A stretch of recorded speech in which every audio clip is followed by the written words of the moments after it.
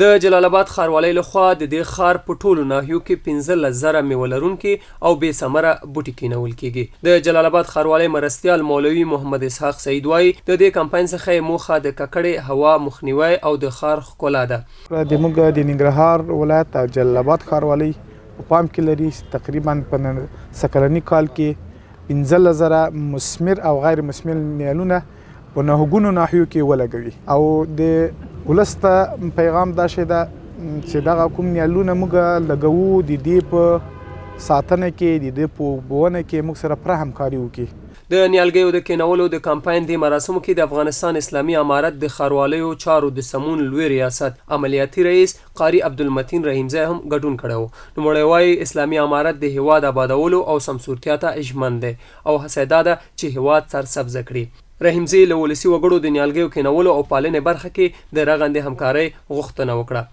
لکه څنګه چې مخکې هم دا شعار و چې ننګرهار همیشه بهار و، ان شاء الله العزیز دا به موږ په عمل کې هم خلکو ته ثابتوو چې ننګرهار هم د نورو ټولو ولایتو په شمول زموږ دپاره آینده به همیشه بهار وي.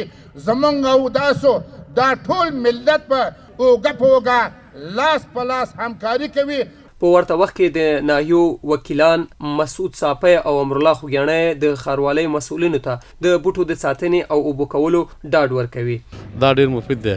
دا د هوا د چټلې هوا د منځ وړلو لپاره د محیط زیست لپاره د پاکه هوا لپاره دا ډیر مهم او ډیر ضروری دی.